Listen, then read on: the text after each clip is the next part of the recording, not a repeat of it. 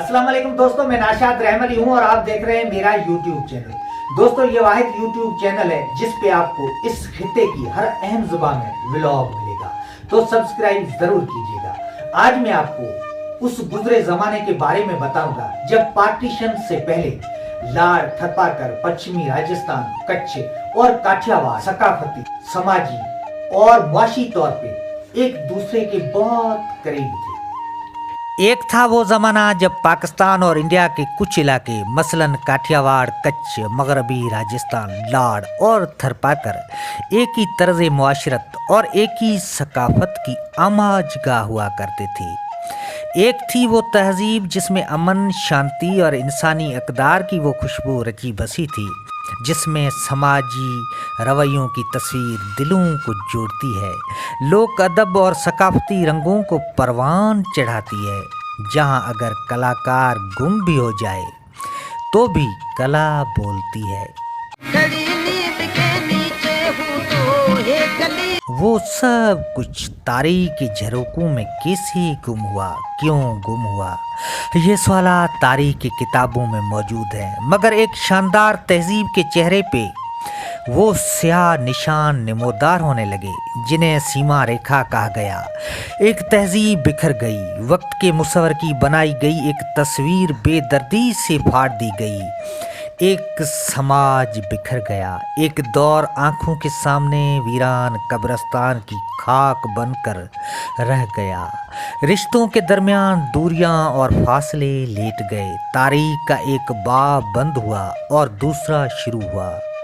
जो कुछ भी हुआ आंखों के लिए इबरत कदा था और कई दिलों के लिए दर्दनाक था, क्योंकि कुछ रिश्ते इधर रह गए, कुछ रिश्ते उधर रह गए। दूर के मुसाफिर यूं तो हर जगह कोई न कोई मुतासर जरूर हुआ, मगर थरपारकर में कुछ बिरादरियां मसलन समाट कबीले, राजपूत, दीवान, भील, कोहली, शर्मा, मैशुरी और दीगर सख्त मुतासर हुए। इनके करीबी रिश्तेदार कुछ इधर बसे थे और कुछ उधर बसे थे, जबकि दरमियान में सीमा रेखा आ गई और यही तारीख का इबरतनाक सितम था। पार्टीशन से पहले मज़कूरा इलाके न फ़कत सकाफत, रहन सहन, लसानी रवाबित, मुआशी इन्हिसार और रिश्तों के मजबूत बंधन में एक दूसरे से बंधे हुए थे, बल्कि समाजी तस्वीर कशी कुछ ऐसी थी जिसने इन इलाकों के रवायात और लोक कथाओं के वो बाब रकम किए जो कि इन इलाकों में बसने वालों का मुश्तरका विरसा था। ढोला मारू से लेकर लैला चनेसर तक और लाखों फुलानी से लेकर होथल परी तक कई लोक दास्तान जुड़े, जिनके किरदार और वाक़यात इन्हीं इलाकों की जरखेज़ मट्टी से वाबस्ता थे। शायरी से मौसीकी तक आर्ट का हर रंग इन इलाकों की सुगंध से भरपूर था। सिंध के मुमताज़ शायर शाह अब्दुल लतीफ़ इन्हीं इलाकों में कसरत से बसने वाले कबाइल के बहादुर सपूतों से मुखातब होकर कहते हैं, जागो जाड़े जा समा सुख मसुमो, ये जडेजा और समा सपूतो, ये नींद करने का वक्त नहीं है। उस ज़माने में काठियावाड़, कच्छ, गुजरात और राजस्थान के कई इलाकों में बेलों से खेती बाड़ी की जाती थी और सिंध के इलाके थरपारकर के बेल उस काम के लिए बेहतरीन ऑप्शन समझे जाते थे और वहाँ पर थरी बेलों की डिमांड ज़्यादा थी। तभी तो कई थरी व्यापारी थरी बेल खरीद कर वहाँ फरोख्त करते थे और वहाँ से लौटते वक्त कपड़ा, सोना और दीगर अशिया लाते, जिनकी सिंध में मार्केटिंग बेहतर थी। ताजिर जब बेल खरीद कर कच्छ, गुजरात और काठियावाड़ के लिए रवाना होते थे तो दरमियान में रिन कच्छ का इलाका पार करना पड़ता था। रिन में न पानी है और न ही कोई इंसानी आबादी, चुनाचे मुसाफिरों को इस मुसाफत में हैबतनाक वीरानों से गुजरना पड़ता था, जहाँ कभी कभार घातक जानवर भी निकल आते थे। ऐसे में ये सफ़र बहुत जोखिम भरा होता था, मगर आसपास के इलाकों के मजबूत समाजी बंधन ने रिन कच्छ को कई काफिलों के पैरों की खाक बना दिया था।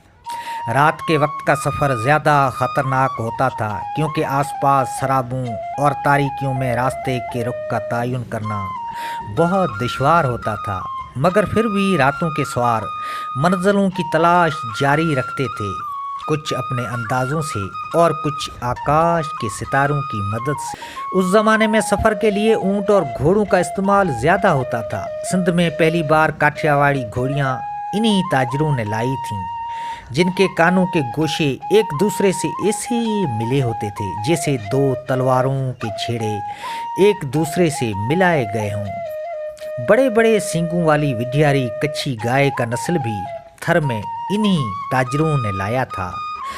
गुजराती कारीगरों के बनाए जेवरात और तंबाकू नोशी में इस्तेमाल होने वाले पत्तों की तिजारत भी उस ज़माने में थरी मईशत का अहम जुज़ू था।